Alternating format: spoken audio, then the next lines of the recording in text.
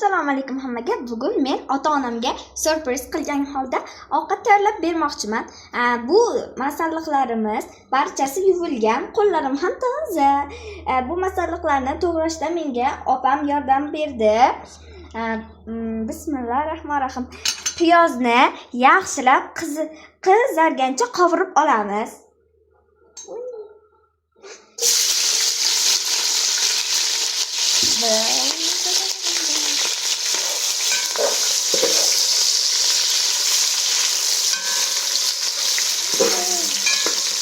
Qizargancha qovurib olishimiz shart.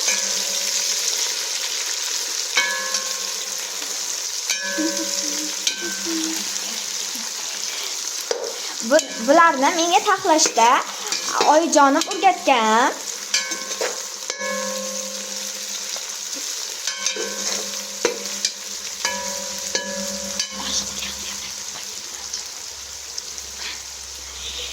Men bundan oldin osh qilgan edim. Piyozlarimiz va nihoyat qizarib oldi. Endi esa go'shtlarimizni solib olamiz. Tadam!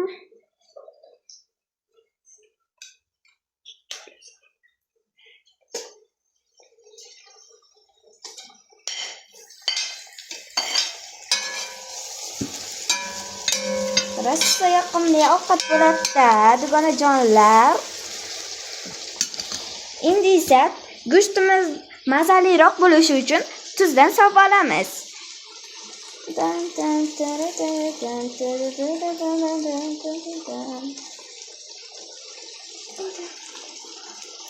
Qolganini esa keyingi masalliqlarga qo'shib solishimiz kerak. Har gal kartoshkani yog'ga qovurib olib, keyin qo'shar edik, lekin bu safar o'zgartirish kiritgan holda qovurib olmadik. Sizlar qovurib olsangizlar ham bo'ladi.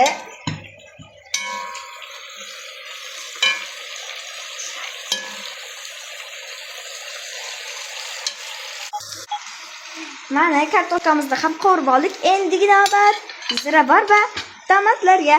Ko'plar tomatni suv solishgandan keyin soladi. Biz esa qovurayotganda solib yuboramiz.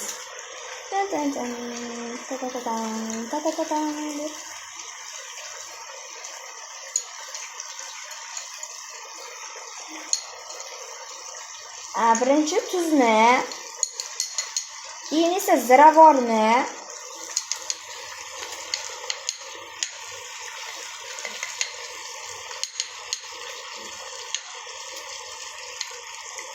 so'ngra koreyskiy tuzini solamiz.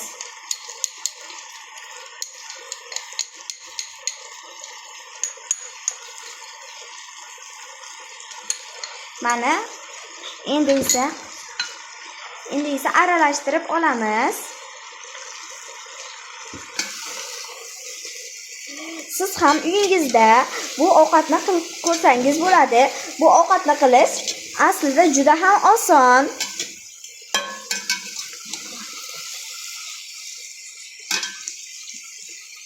Biz esa kichkina bo'lganimiz uchun endi o'rganyapmiz.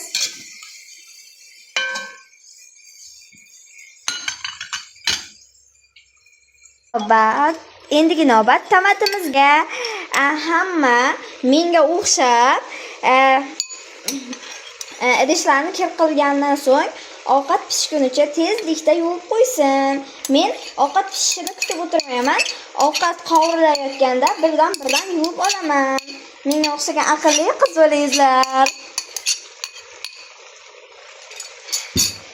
Endi esa aralashtirib olamiz.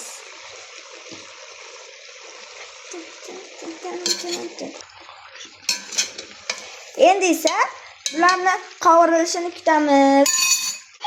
Endi mahsulotlarimiz aralashtirilib yaxshi qovurib oldi. Endi esa men adashmasligim uchun suv solishni eng oson yo'li bo'lmish. Kosaga suv sovib o'lchab oldim. Sizlar o'zlaringiz xohishlaringizga qarab suv solingizlar. Menga bir kosa bo'ladi.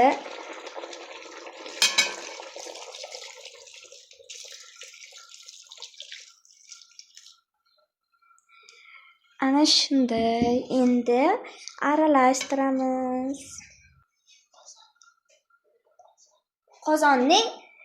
Qozon ichidagi ovqat bilan xayrlashingizlar. Paka. Bizning ovqatimiz qaynab olibdi. Mana.